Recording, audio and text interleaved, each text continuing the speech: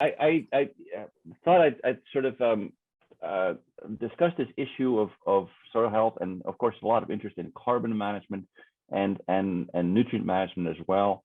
And we really need to think about how we are going to be integrating those. So there we go. So these are the topics that I'd like to go over. A little bit about soil health, at least my perspective on soil health. Of course, you've already gotten quite a bit of introduction. Um, and carbon and nutrient flows, which I believe is a very important topic that we need to sort of incorporate, this sort of the spatial component of where the carbon and nutrients go. Um, then we'll talk about nitrogen and sustainable practices. And then I'll talk about the approach that we've been taking with the AdaptN tool, which is really a computational nitrogen management, which sort of brings these various components together. And then we'll discuss how we sort of integrate the nutrient, the soil health, and the carbon sequestration. And with nutrients, the emphasis is primarily on nitrogen. Okay, so I'm just going to step back to the most foundational part of what soils are all about and how they form. And I think it's good to communicate that to, I think, broader audiences, so that people understand, what we're doing to the soil. So basically, soils are made up of particles, and particles can retain water through capillarity. And that's really a very sort of foundational process, this ability of the soil to act like a sponge. And so that in turn allows the soil to weather, to basically slowly dissolve the nutrients. And also it allows soils to retain those nutrients on the cation exchange complex, mostly of clays and silts. So that's how things get started when you think about a soil developing. Then at the secondary level, because it can hold water and hold nutrients, it allows for plants to grow. And so organisms come into the picture.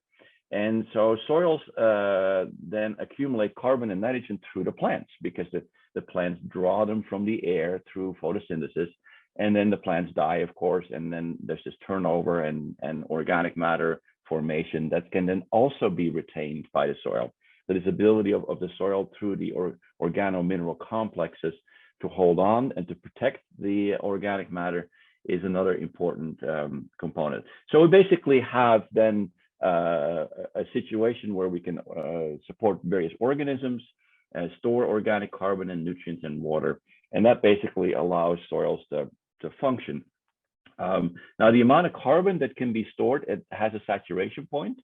Let's say for maybe a typical loam soil, it may be something like 5, 6, 7%. And so the natural virgin soils will often be sort of at that level. But think of the soil then as a bank account of carbon and nutrients that can be potentially withdrawn from. But here, to give you a little bit of a number, 1% organic matter in the top 6 inches, that's equivalent to about 10 tons of organic carbon per hectare, and about 1/10 of that in organic nitrogen. So it's a lot of carbon and nitrogen that's stored, and this is just in the top 6 inches. So when we then develop these soils, we cut down the vegetation, or we plow it up in the case of grasslands. We then till the soil, we stimulate the organic matter decomposition, and we release the nutrients. Of course, we then also create problems with structural breakdown and erosion because the soil is exposed.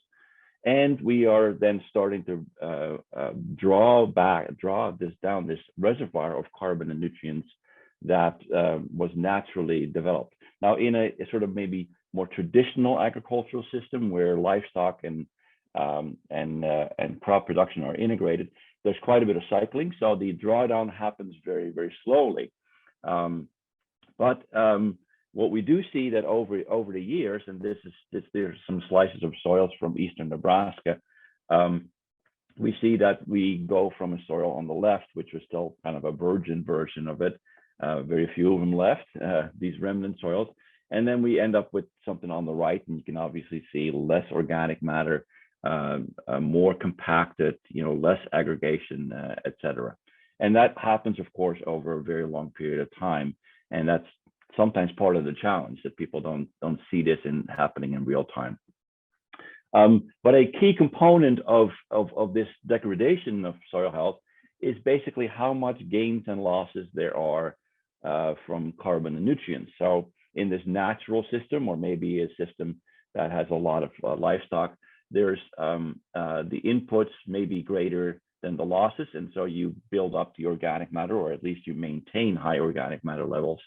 But if the losses are greater than the gains, then of course we start to draw down that organic matter pool, and it becomes smaller. Now, in our agricultural systems, the carbon and nutrient flows turn out to be really important in terms of affecting soil health. So if we look at these natural systems, or maybe one that's integrated crop and livestock, like maybe more an older type system, a large fraction of the carbon and nutrients are being returned. So it may either be a leaf litter falling, or it may be turnover of roots in grasslands, or if you have livestock, it may be through manure being redeposited. And a relatively small amount is removed. Maybe in an integrated crop livestock system, the milk or the meat gets removed. But most of the carbon and nutrients is cycled. Now, if we contrast that with kind of a cash grain operation, so it's specialized, think of maybe a corn, soybean, or wheat type system. A very large fraction of the carbon and nutrients are being harvested. So you harvest the grain, then you remove that from the field, and you sell it typically off the farm, and sometimes it gets shipped over long distances. So that means that if you only return the residues, then you have maybe only 30 to 40% of the carbon and nutrients gets returned. Now you add to that maybe some losses of carbon from tillage and possibly some erosion, and you have a system that's much more stressed, because there's much less recycling of cycling of the carbon and nutrients. So in my little silly cartoonish way, you can see that the worm on the right here is not very happy because there's not enough energy and nutrients, while the worm on the left is quite happy. Okay, so we need to think about how these flows are occurring.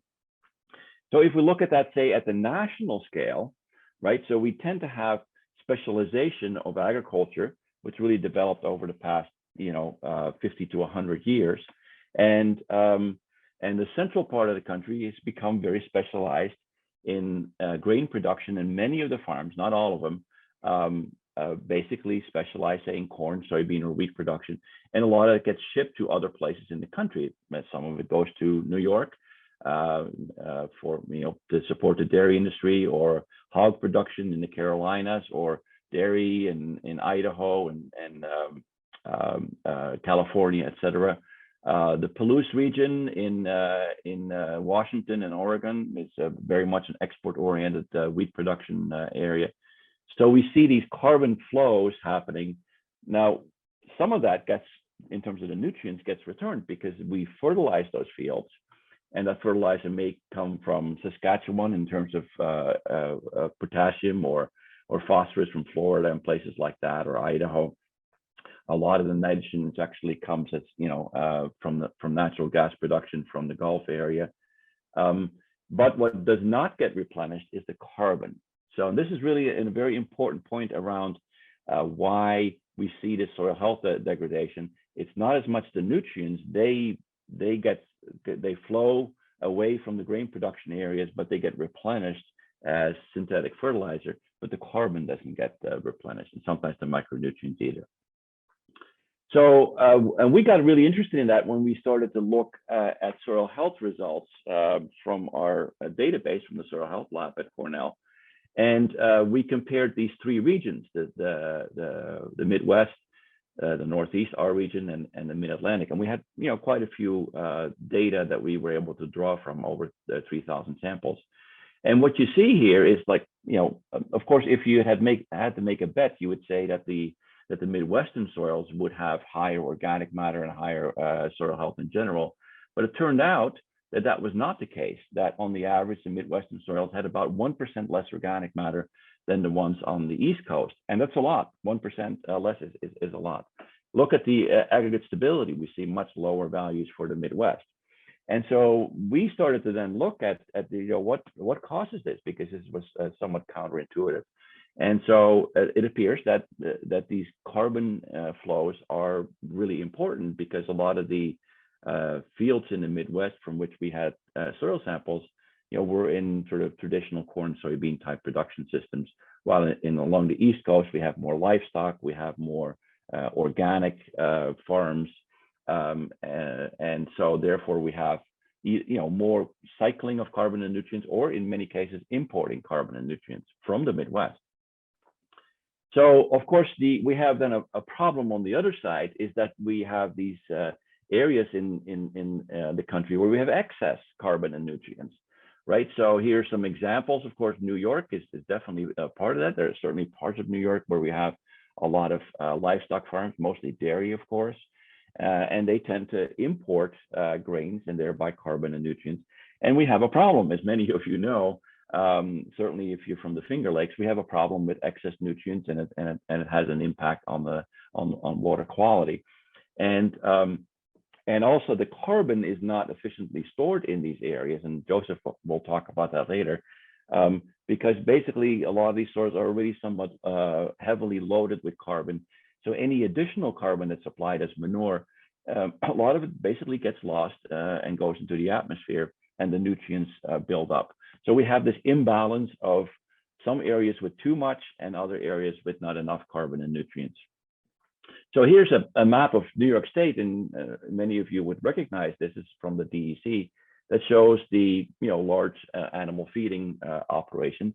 And so we have kind of an interesting situation in our state, that we do have these locations, mostly dairy farms, or some hog operations as well, where we have really a lot of carbon and nutrients accumulating, and we have other areas that are more specialized on grain production where we have deficits. And this is actually happening also at the global level, in that in the Americas, mostly the US and Brazil are major exporters of grain, most of it going to Asia, China especially. China raises about half the pigs in the world, and a lot of those are supported through grain imports, mostly soybeans with China, but Japan imports a lot of corn. There's, of course, Europe imports a lot as well. And so the way you need to look at this is that we're exporting the basic ingredients of soil health, which is these grains.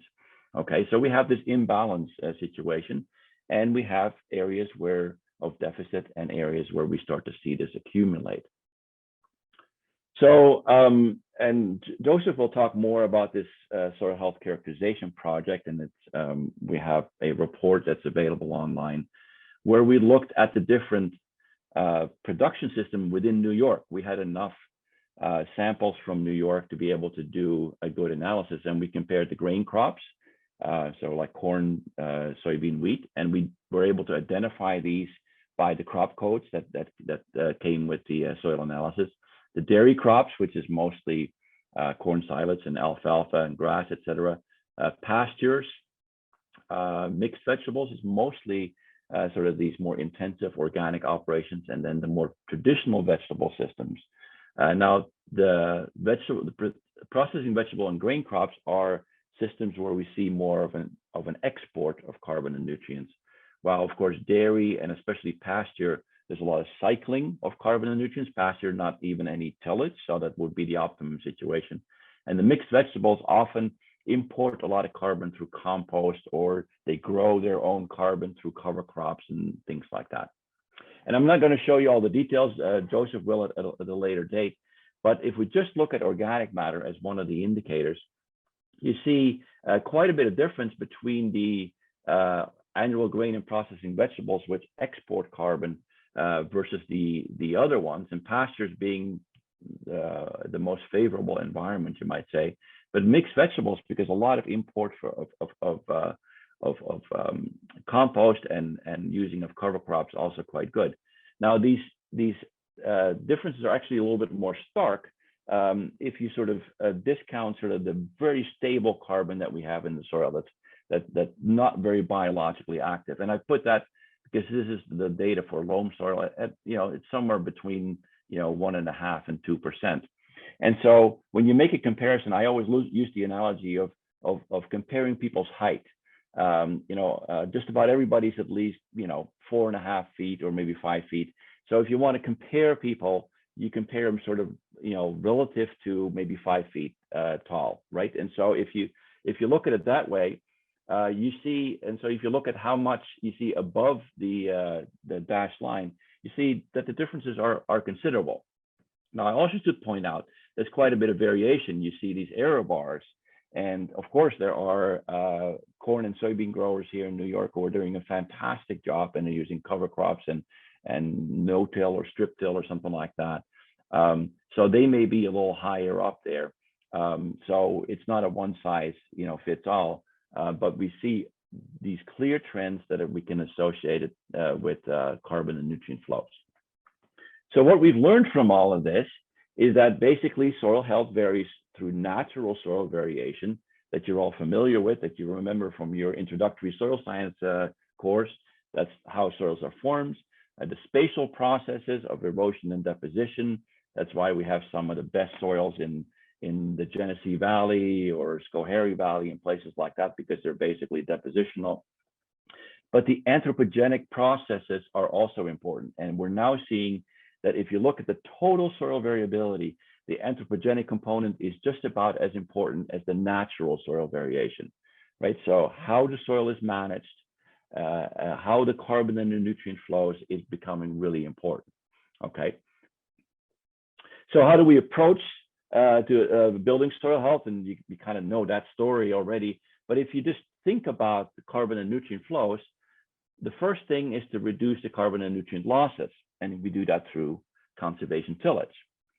Then increasing carbon and nutrient capture, better, more perennialized rotations, cover cropping, and growing healthy, high-yielding crops. And then we need to think about also these carbon and nutrient flows that we have on farms, either within the farm, like a livestock operation, or going from one farm to another, and sometimes going all the way across the globe. So we need to kind of rethink our agricultural systems at the national, global level, at the state level for that matter as well, reconnect the soil, crop, animal, human carbon and nutrient flows, and targeting soils that are most deficient. Now, the component that I've left out, and this is a shout out to Angelo here, is the urban areas, because a lot of carbon and nutrients also, of course, accumulate in the urban areas, and they're not efficiently recycled. Now, let's then transition over to carbon and nitrogen. So carbon and nitrogen are inherently interlinked. Soil organic matter, on the average, contains about 10 to 12% nitrogen, right? So if you have one, you also have the other. If you need, say, more carbon, you want to grow carbon, you're also going to be needing more nitrogen. It's just an inherent component, right? And because of what we talked about in terms of these flows, we have natural variation in carbon and nitrogen, and we have these anthropogenic variation, right? And then we have to think about if we want to build soil health through these practices like cover cropping, better tillage, organic amendments, manure, compost, et cetera, and better rotations, we now have a more complex carbon and nitrogen environment, right? So if we do cover cropping, we are cycling more nitrogen. Let's say we're using rye to capture nitrogen from a field that has been manured. That then makes a more complicated system than having no cover crops. Or of course, applying manure, is more complicated than not applying manure. If you have the legume in the system, of course, you also bring a lot of nitrogen in. So the whole environment becomes more complicated, and we need to have the appropriate management practices. Now, this slide here, I think most of you are familiar with this, but it's good to re-emphasize how important nitrogen is. It's a top input for the farmers. It's expensive, for many farmers. The use efficiency is generally quite low, and there's a lot of uncertainty around it and sensitivity to climate change, as opposed to, say, potassium or calcium or phosphorus. Nitrogen, because it's such a dynamic nutrient, is much more difficult to manage, especially if we see more extreme weather events. And then the other interesting thing around nitrogen is the multiple environmental concerns. It's very energy intensive to produce synthetic nitrogen. The greenhouse gas emissions are the largest source of nitrous oxides, the largest source from agriculture. Of course, we have nitrate concerns around groundwater, estuaries with the dead zones, and then also particulate formation in the air from ammonia, which creates respiratory problems.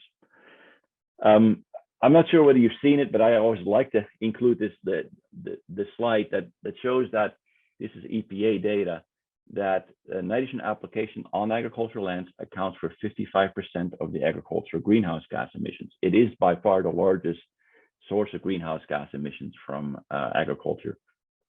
And that is then about 1/20th of the total US emissions. So that's a very large chunk. And it's about twice the impact of the aviation industry in this country. Well, at least the way it used to be, not for 2020. And about 45% of the emissions from the whole Walmart supply chain, they were able to relate to the use of nitrogen fertilizer on agricultural lands. So any progress we can make in reducing that is also very important. Much more potential for benefits even than, say, using carbon sequestration, because it's more immediate and larger. So where does this nitrogen come from? So traditionally, it's been through biological processes, especially legumes, free-living bacteria, et cetera. And you're familiar with this, where we take nitrogen out of the air. 78% of the air is nitrogen, one of the most plentiful resources that then goes into the soil. And actually, the analogy that we sometimes use is the story of the ancient mariner who's out at sea and is thirsty. There's water everywhere, but there's no water to drink, right? And so we used to have the same with nitrogen. It was a very limiting nutrient until we found ways to synthetically produce it. And that's basically, we were doing that very efficiently these days through the Haber-Bosch process, primarily, where we take this nitrogen out of the air and we make it into reactive forms. So then that nitrogen goes into the soil, and it can be, through the legumes. It can, it may have been fed through an animal, the fertilizers. And so we have then all these transformations that we're dealing with that happen in the soil, and then the potential, of course, for these to be lost. And I assume you're familiar with this process. The main point here is that this is a very dynamic system. It's very much dependent on the application timing, on the weather conditions, and et cetera. And it's also strongly influenced by how we manage it, the placement and timing, et cetera. But we also, as we increase the management of soil health through these more this organic inputs, we make the whole system more complex, and not only in time, but also in space. So that brings us to the 4R+ idea that I think you're all familiar with: right source, right rate, right time, and right place. And so for some of these, we have a fairly good idea what's right. The right time is typically as close as possible to when the crop uptake occurs. Right source, we prefer to have fertilizers that aren't being lost. The placement, typically not on the surface, but at least in most cases. But the one that's really, I think, is most difficult to assess is what is the right rate. And so this is some data from Iowa State, from the Midwest, that shows the economic optimum N rate. So it's basically the right rate for a particular trial in a particular year. And what you see is for corn after corn, look at the tremendous range of what turned out to be, in hindsight, at the end of the season, the optimum rate. It goes from 0 all the way to 250. And if you look at corn after soybean, the numbers are a little lower, of course, because of the soybean credit. But you see the tremendous range, right? And so how do you then decide what is the optimum rate? Now, one way to do that is to say, well, we'll kind of take the mean response, and so in most cases, if we're sort of in this range, we will be okay. But in some cases, we won't. And in fact, the distribution is so wide that it becomes very difficult. Now, do we know what causes this? Anybody have any idea? Well, a lot of it is related to variation in soils, in weather conditions, etc. Okay, so it's not like this is a complete black box. We know what are some of the factors that influence this optimum rate. So that brings us then to what do most places, and this is really states in the United States, what do they think is the optimum rate? And so every state basically has an official nitrogen recommendation. And so they happen to be all state-based. It has to do with how we're organized and with the land grant university system, where every state has to have their own system, of course. That's how that works in academia. And so you end up in these sort of odd situations when you cross a state line. Your recommendation may actually go up by 40 or 50 pounds or go down. So here on the right, you see the different systems that are being used. Now, many of these, I would say, are outdated. They were developed in the 1970s or 80s, and they're very fertilizer focused. They focus. A lot of these trials are done with without any organic inputs, manure or cover crops or anything like that. A lot of them are yield goal based. I mean, the majority of them are, or they're empirical, the so-called maximum return to N approach. But if you look at this map, the central part of the country mostly uses this empirical approach. Like, for example, in Iowa, going back to this previous slide, they decided that they have one recommendation for corn after corn and another recommendation for corn after soybean, independent of the soil type, independent of the weather conditions or anything. It's just a single recommendation. Okay, so not very sophisticated. So most of these are static, no account for seasonal weather, limited or no consideration for soil variability. Like I said, in Iowa, not even any. For the entire state, the same recommendation. Certainly no consideration for soil health practices, credits for cover crops and things like that. And none of them include any digital technologies. So the industry, of course, is using a lot of precision agriculture technology these days. So the reason why this is important is because when we have a more complex production environment through soil health practices and all that, then all of these factors, the 3 R's of source, placement, and timing, but also the soil type, the health, organic matter content of the soil, the rotations, the cover crops, tillage, etc. They all interact through the weather conditions into a very dynamic system. So giving a simple credit for a cover crop is not really an optimum way to go, because this credit may be different from year to year based on, say, weather conditions or how the soil was tilled. So this is a very dynamic system, and so that's why we started to work on a tool like Adapt-N, where we take all this information and we throw that into a model that accounts for all these dynamic interactions, and these model simulation results then can be used to assess the soil and the crop nitrogen status, and then with some basic information on yield potential and prices of fertilizer and grains and risk, we can develop a nitrogen recommendation.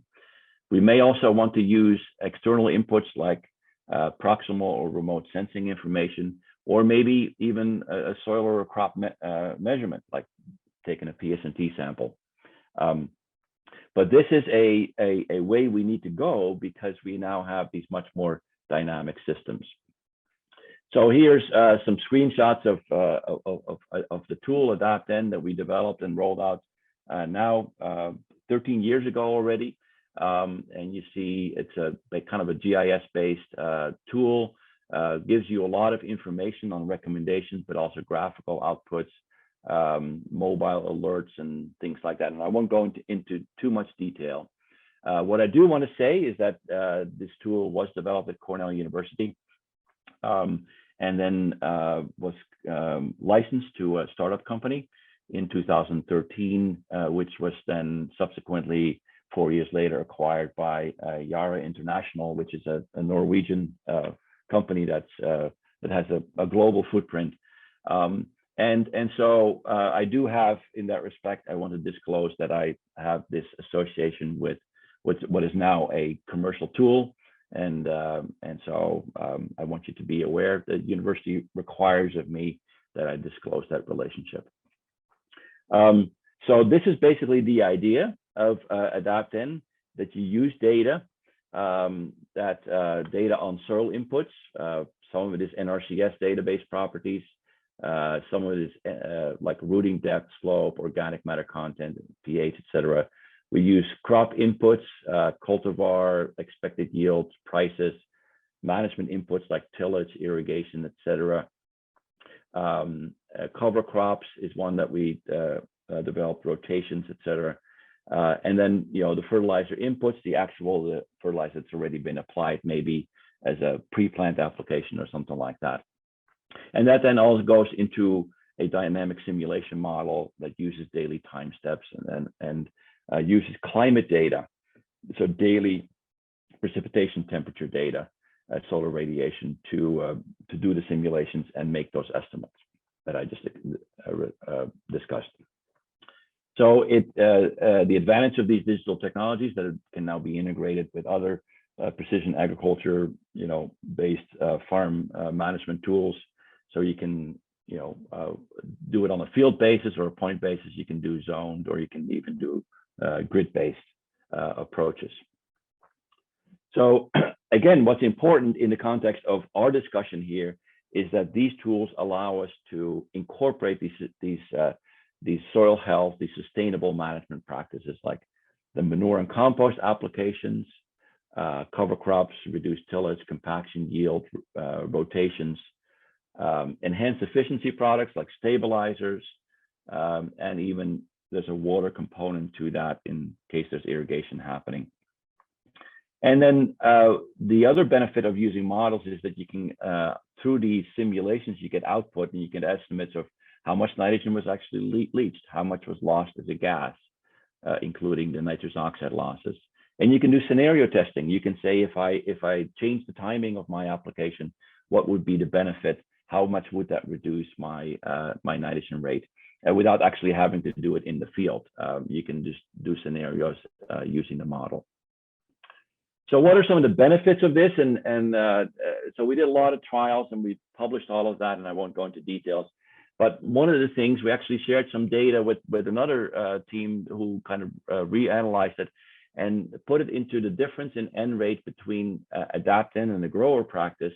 And on the left side, whereas the negative numbers, that means that AdaptN recommended less nitrogen than what the grower was using. And what you see is that the yields, the difference in yield was basically zero, that you could reduce, in most cases, the nitrogen rate and still get basically the same yields. But there were a few cases where AdaptN recommended more. These tended to be wet years, or well, almost all wet years. And that was justified by an increase in yield. So it really sort of captured, the dynamics very well. But on the average, there was 17% of the cases was a little higher rate, but 83% of the cases we had a lower rate. So clearly, the benefit was on the lower side, and an average profit gain of $65 per hectare. So that's about basically $30 per acre.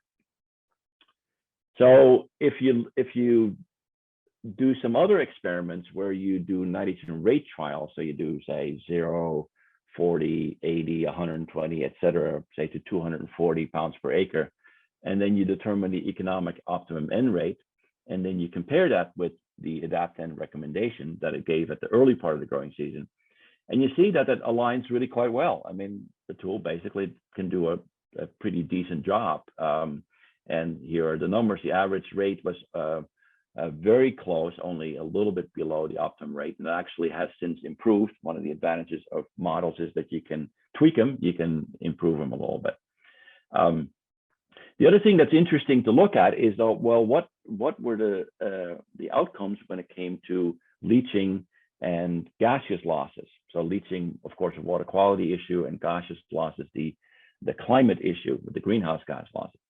And so this graph here shows the Adapten leaching losses and the one that the grower leaching losses, if you followed the grower practice.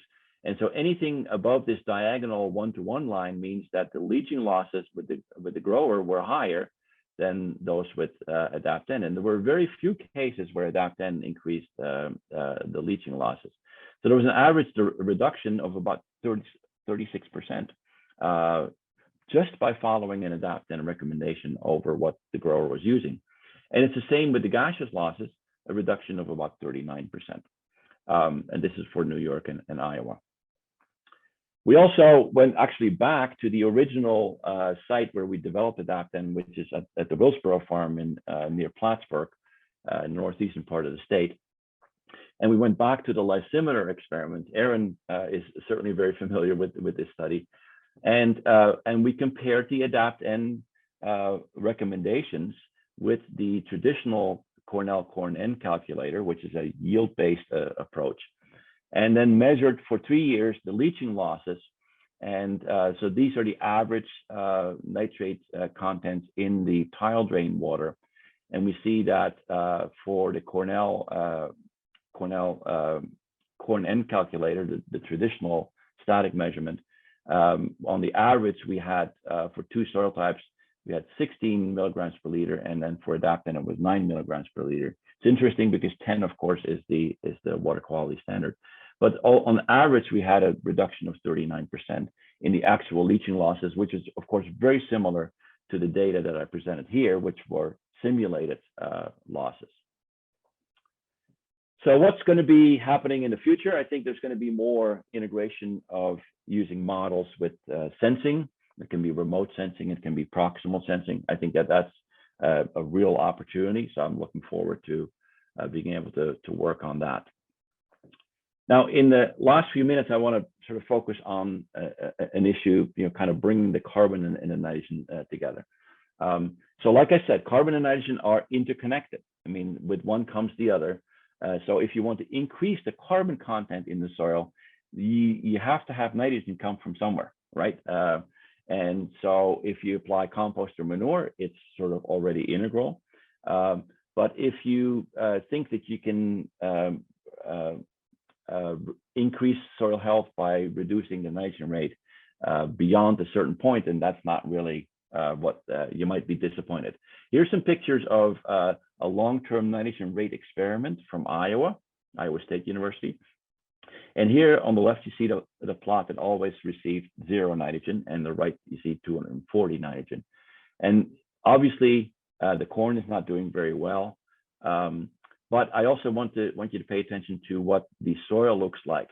So the soil health here obviously is much lower than it is on the right, because there's been a less biomass production and therefore less cycling of carbon in this soil on the left.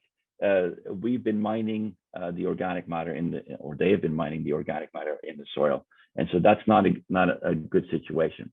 Right, so it needs to be balanced and precise nitrogen management, not just cutting out and reducing nitrogen willy-nilly, because that doesn't really help either. And so that brings us to this idea of the nitrogen balance, which is simply the amount of nitrogen that goes into the field versus how much is removed. So what goes in may be fertilizer or maybe organic sources of nitrogen, and of course what's removed is the harvest, right? And so if this is out of balance, if you're putting too much in compared to how much you put out, you have excess nitrogen, and that has the environmental problems. But if you take too much nitrogen out of the system, out of the field, compared to the inputs, then you have a problem as well. So that's shown in this graph, and you may want to kind of revisit this sometime afterwards. Take your time to look at that. But the N inputs are here, and the N outputs are on the y-axis. And so in the case of zero nitrogen, the N inputs are very low, but you still have some output, of course, because you still have some corn growing. In the case of the 240, we have a lot of input and we have greater output because the yields were high, but we probably didn't use that nitrogen very efficiently, right? So if you put too much nitrogen into the system, your nitrogen use efficiency is too low and you have a lot of environmental losses. But if you don't put enough nitrogen into the system, then the use efficiency is too high, and then you're mining the soil. You're not allowing for adequate carbon and nitrogen cycling. So this is the area where you want to be. This is sort of the safe operating space for nitrogen fertilizer. So you put some nitrogen in, but it needs to be sort of commensurate with the amount of output. Okay. And so going back to using the AdaptN tool to look at different scenarios, we looked at 25 locations in 5 Corn Belt states and did simulations for 7 years. And we used 5 different systems. So one was a fall application, which we don't really see in the Northeast, fortunately, but it's quite common in the Midwest. And that is without an inhibitor, nitropyrin and nitrification inhibitor, or with a nitrification inhibitor. Same with the spring application, without and with an inhibitor, and then the split application, which is starter plus citrus. And what you see is that you see a lot of data cloud, but if you look at the larger points here, you see that if you do a fall application, right, because there's a lot of inefficiency, the input is much higher than the output, and you fall outside of this optimum range, which is an N balance between 0 and 60. If you do fall application with an inhibitor, you do a little bit better. It's significantly better. If you do spring application with or without an inhibitor, you're doing yet better, but the effect of the inhibitor is minimal. But it's the split application, the starter plus citrus, that really solidly puts you into the safe range. Okay, so we can say something about timing and in this case formulation of the fertilizer to see how sustainable they are in the context of this N balance. So some summary points. Carbon and nitrogen flows affect soil health. I hope that's clear from this presentation. Carbon, nitrogen, and soil health are interlinked and need to be jointly managed. There are some new tools. I focused on AdaptN because that's what I've worked on. We're also doing more sensing technologies, which I think would be good supplemental technologies. And from my perspective there, the collaboration between the public and the private sector is very important, whether it's companies like Yara that I ended up sort of getting connected with, or of course, any other agribusinesses that might want to use these kind of technologies. So for some further readings, I think you've probably seen this training manual that Joseph has been promoting. I just wanted to mention, for those of you who are familiar with building soils for better crops, the 4th edition is coming out very soon, probably in 1 or 2 months. And so we're very excited about that. A lot of expansion of the 3rd edition, also a new chapter around urban soil health issues. So a lot of new exciting stuff. All right, with that, thanks very much. I think we have a few minutes, Joseph, to deal with some questions. Do you want to do them live, or shall we go through the chat? Yeah, so we have one in the chat from Jacob Fox. He was wondering if there's any version of the tool that you've developed that's available for use. How do we access it? So that was, yeah. Yeah, so the AdaptN tool is available. I mean, in fact, there's a couple of million acres that are being managed under, using AdaptN, including in New York. There's some big clients, of course, in the Midwest, but also in the Mid-Atlantic.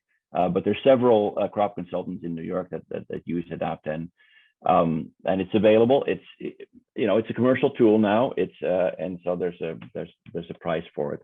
I did notice that question about wheat system. So we have developed a wheat version of Adapten that has not been commercially launched. That's still being tested. So the first version, of course, was for corn. Corn being the biggest challenge in terms of nitrogen management. Does Yara have any free, like is AtFarm, is that a free product or Yeah, are they? So AtFarm, I'm still sharing, right? Yep. So AtFarm is actually currently a free tool. It's a fantastic tool, actually. That all you need to do is just sign up, and basically it gives you a satellite-based image in more or less in real time from the Sentinel-2 satellite, and they have an NDVI image, a vegetation index image, that is, and they have an sort of N sensor related image, and that can give you some very interesting insights in terms of how the crop is growing in a particular field. And if you need to kind of identify a field and all that, but then once you do, you can look at images, and they're typically once every 3 days if there's no cloud. So in reality, you may have times when there's no image available because it's cloudy. That's really one of the downsides of satellites. But it does go back several years. So you can look at a field, and you can look at 2021, 2020, 2019, 2018, 2017. I think that's maybe as much as that's available. But that can also be very insightful in terms of looking, at persistent growth patterns. So check out AtFarm. I think at some point in time they're going to be charging for it, but right now they're making it available for free, which is really a great tool. Harold, can you see the chat box, or do you want me to read them? Yeah, so in regards to Jennifer, carbon sequestration, I have growers inquiring about companies that offer dollars per acre in cover cropping system. Does anyone have experience in this or direction for New York growers? So yeah, this is an interesting issue, and I'm trying to follow a little bit what's happening. I know that Indigo has started a program. Yara, I think, is also starting something that basically have a new branch of their company.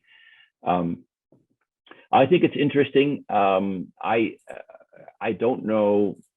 The issue with carbon, I think, is really very challenging because we don't really know too well how much carbon you actually can save. I mean, there's some pretty decent estimates.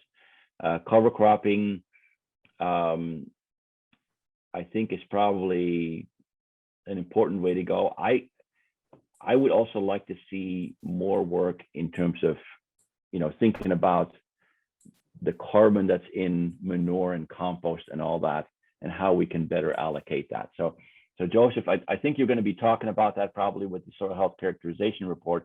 But Joseph just briefly did an analysis of the carbon saturation potential. And so soils on different farms have different carbon status, and therefore also different amounts of potential to store carbon. And so if the soil is already basically kind of saturated, then there's not a lot of potential for more carbon storage. So basically the glass is already full. But if you go to a say corn soybean operation where the organic matter levels are much lower, there's then also more potential to sequester carbon. But Jennifer, in terms of your question, there's just a lot happening right now, and I don't have a good sense of exactly what people are doing. I went to a seminar that was not overly informative. Do you have any information on that, on how much they're offering these growers? Thank you for answering the question. This is Jennifer. I have some articles that growers have sent me, but I've not been able to dive deeply into it just yet. So I was curious if there was if you had any information. He had mentioned it threw out a number of $125 an acre, but I'm not sure. I'm just talking about what he had told me. Oh, Yeah, that seems high from my, it's, the Yeah. overall consensus I've heard is it's still, the price of carbon is still pretty low to make it super worthwhile on yet. But I mean, maybe the price of carbon will be valued higher. And it also is, yeah, there's a lot of challenges with it. well, and then there's cover cropping and cover cropping, right? So you can grow a cover crop, like you can, throw some, some oats onto a field, and then, it winter kills and you get, little sprouts, versus, a serious cover crop where you're allowed to really accumulate some biomass. So there's big differences there. Yeah, I think it's a little bit of a Wild West, I think, right now, and there's a lot of claims being made. I think there's some jostling for positions, I think, among companies. Again, from my perspective, if you really want to reduce the net greenhouse gas impacts, focus on nitrogen. I think that's where the low hanging fruit is right now. But most of these companies are just looking at the carbon.